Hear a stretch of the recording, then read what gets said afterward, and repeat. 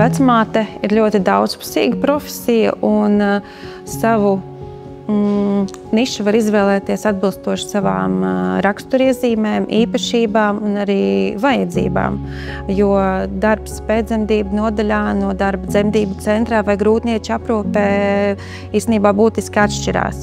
Man ļoti patīk, ka vecmātes profesijā ir ļoti plašas iespējas. Tas, ka es strādāju uzņemšanas nodaļā, tas nenozīmē, ka es esmu vienmēr tikai un vienīgi šeit. Tas, ko es vēl paralēli varu darīt un ko es arī daru, es konsultēju māmiņas zīdīšanas jautājumos. Es varu izglītot topošās ģimenes, jaunās māmiņas, es varu viņas aprūpēt pēcdzemdību periodā, jo reizēm ir tā, ka vecmātes profesija saistās tikai ar to īpašo brīdi, kad mēs noķeram to bērniņu. Bet iespējas ir daudz plašākas. Tā ir izglītošana, tā ir parūpēšanās par māmiņu pēcdzemdībām. Un visā pamatā jau ir tās rūpes par cilvēku, kas man personīgi, man patīk rūpēties par cilvēkiem, tāpēc arī es esmu šai profesijā. Strādāju gan ambulatorā nodaļā par vecmāti, ņēmu sievietes uzskaitē, strādāju ultrasonogrāfijas nodaļā un arī grūtnieču aprūpes nodaļā, tur, kur sievietes stājās uz grūtnieču saglabāšanu, ja ir kaut kādas problēmas vai draudi. Un arī turpat tajā nodaļā nāk sievietes, kuram ir nepieciešams izraisīt dzemdības, vai viņas ir atbraukušas vēl tikai agrīnajā sākuma dzemdību stadijā. Man tieši patīk manā ikdienas darbā to, ka es esmu vairākos posmos, jo gan es varu sniegt informāciju par šiem posmiem savām grūtniecēm un arī lekciju laikā, gan arī vienkārši man nav tāda ikdienas rutīna, ka katru dienu viens un tas pats. Man ir tāds grafiks, kuru es pielāgoju, vienu dienu es daru vienu, otru dienu citu, un tādā veidā man varbūt mazāk ir tā izdegšana, jo nav viens un tas pats katru dienu. Pirmo reizi, kad iegāju dzemdību zālē, es sapratu, ka tas ir mans. Ka neko citu dzīvē negribu darīt. Komunikācija ar sievieti, pašas dzemdības kā tādas, tas man likās kaut kas brīnumains tajā brīdī. Un tad man likās, cik ļoti jauki ir atrasties tādos brīžos klāt, kad ģimenē ir tāds prieks un tāda laime, un tu vari būt klātesošs tieši tajā īpašajā momentā. Pacienti pēcdzemdību nodaļā visbiežāk pavada no 3 līdz 5 dienām, un šajā laika posmā vecmātēm ir tik tālu jāatbalsta pacients, lai viņam būtu pārliecība par sevi un varētu droši izrakstīties mājās, jo turpmāk jaundzimušā un arī jaunās māmiņas aprūpe tiks nodrošināta mājās, un tur viņi būs 1 pret 1 ar savu bērniņu, un mūsu galvenais uzdevums ir sagatavot viņus šai jaunajai dzīvei.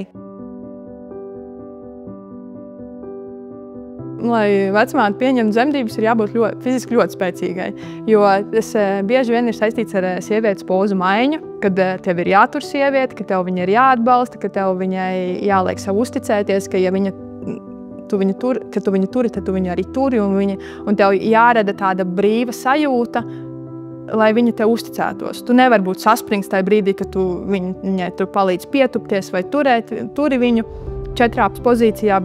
Tev jārada tāda brīva sajūta, jo tad sieviete tev ieguļās, tavās rokās ieguļās tādā mākonī. Un tad viņa vairāk uzticās, vairāk atslābst un raitāk iet procesu uz priekšu. Vecmātei jābūt arī augstai atbildības sajūtai un precizitātei, īpaši pēcdzemdību nodaļā, jo ļoti precīzi ir jāpilda ārsta nozīmējumi. Nedrīkst noteikti baidīties no asinīm, jo dzemdniecībā ir diezgan asiņains process. Bet pārējais, jāmīl savu darbs, jāmīl cilvēki, jāmīl sievietes, jāmīl arī bērni. Vecmātes darbs būs piemērots tam cilvēkam, kuram tiešām piemīt liela empātijas sajūta, proti sajust cilvēku, kurā mirklī vai ko pateikt, vai ko izdarīt, vai kādā veidā palīdzēt. Ir jābūt noteikti labām komunikācijas prasmēm, tāpat tās ir jāmīl cilvēki. Ja nemīl cilvēks, tad šeit nav ko darīt. Tā pirmām kārtām ir attieksme. Attieksme tajā jaunajā cilvēkā ne tikai pret līdzcilvēkiem, bet pret darbu, ko dara. Jā. Tas var būt, tas jau sākas, tas jau parādās jau studiju gados. Jā. Ar kādu interesi viņš atnāk, ar kādu interesi viņš dara lietas, kas varbūt nevienmēr ir tieši pakārtots šai te izvēlētajai profesijai, vecmātes profesijai. Es jau pieminēju cilvēku mīlestību, nepazemojot sevi, nepazaudējot sevi.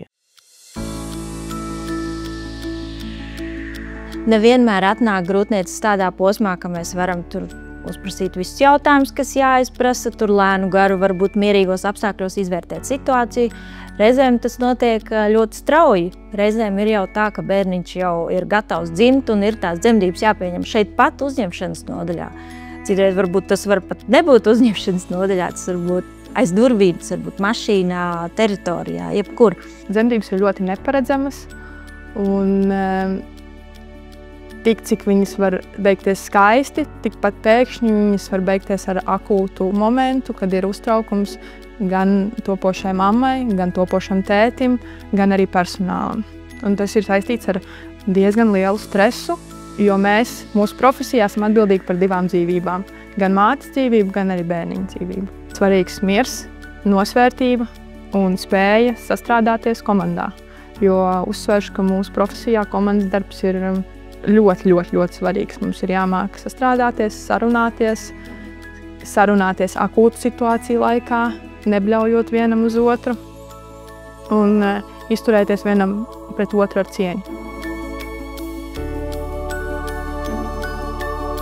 Vecmātes darbs neizbēgami, protams, ietekmē arī ģimenes dzīvi, jo tajā ir iesaistīta visa ģimene. Tas, ka ir diennakts darbs, tas nozīmē to, ka es uz 24 stundām esmu prom no mājām. Līdz ar to, protams, vīram ir daudz vairāk jāiesaistās, un arī bērniem ir jābūt gataviem, ka mamma nebūs mājās veselas 24 stundas.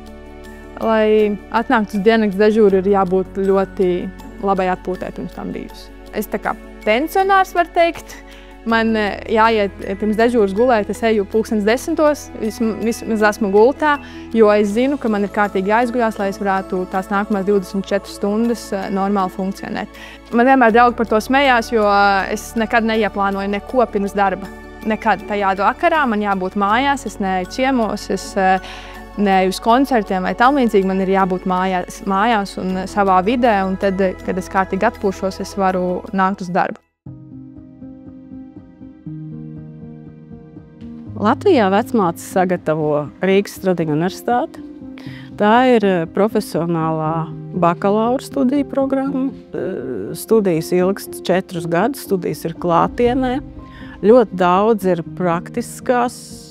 praktisko nodarbību stundas. Te nu ir jāpiemina, ka vecmāte nav neizdevies ārsts vai caurkrits ārsts. Tā ir profesija, tā ir absolūti neatkarīga, reglamentēta profesija. Pirmajā kursā ir ļoti liels apjoms ar lekcijām, ar materiāliem, kurus ir jāmācās, un jāmācās tiešām no galvas.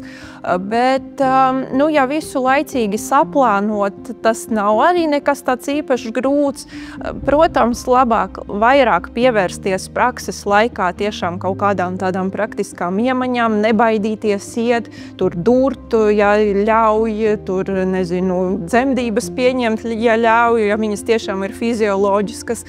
Vairāk, laikam, pēc grūtākais tas ir tiešām tā loģiski skaisti saplānot savu laiku, lai tev pietiek visām mācību apjomām, visu iemācīties, visu laicīgi iemācīties, lai neatstātu visu uz pēdējo brīdi. Parasti jau ir tā, ka šo 4 studiju gadu laikā jaunais speciālists caur praksēm jau sāk skatīties, kur tad, doties pēc studijām. Jā. Vai tad tas ir stacionārs, tā kā dzemdību nams Rīgas, vai tas ir kāda ambulatorija iestāde, vai tā ir ārstprakse, vai galu galā vecmāte var reģistrēt arī savu praksi. Tad sāk strādāt, un tad apmēram plus mīnus gadu pēc studiju beigšanas, pēc vecmātes diploma iegūšanas, var, un es pat teiktu, vajadzētu certificēties vecmātes specialitātei. Pirmais pārbaudījums katrai vecmātei ir certifikāta nolikšana, kas ir pēc kaut kāda konkrēta laika, pēc augstskolas pabeigšanas, un pēc tam ir resertifikācijas. Katrai jāsavāc kredītpunkti, tas var savākt tikai kursu apmeklējumos, bet nav tikai priekš tās papīra, tie punkti ir jāvāc. Tas tiešām ir ļoti svarīgi savām zināšanām, lai justies droši darbā, lai varētu palīdzēt sievietēm un bērniņiem nakt pasaulē. Dzemdību biomehānisms nevis droši vien, bet ir palicis tieši tāds pats, kāds viņš bija pirms Jēzus Kristus dzimšanas. Tur neviena tehnoloģija neko nevar izmainīt.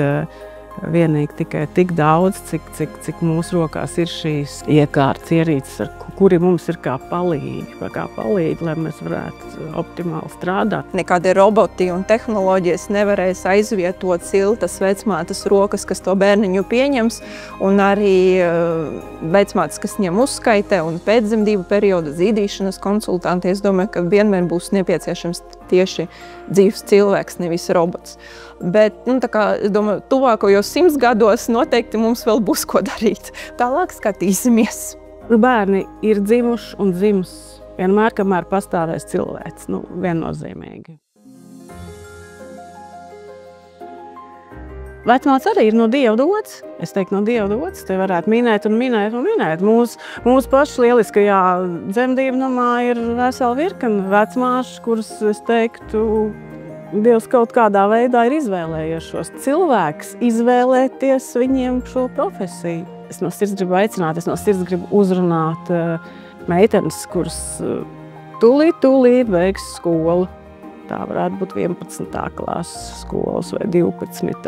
Un, ja kaut ir mazākais aicinājums, ka ir vēlme palīdzēt, vēlme būt līdzās sievietei, aicināt apgūt šo profesiju. Jo tās darba iespējas ir liels. Un, ja mēs runājam par dzemdību namu, tad dzemdību namā ir ap 100 vecmātes, kuras strādā dažādās pozīcijās, gan pie dzemdībām, gan grūtnieču aprūpē, gan pēc dzemdībām. Un, manuprāt, vairums no viņām ir cilvēki savā vietā. Ja mēs runājam par profesiju vecmāti, tad viņas ir savā vietā.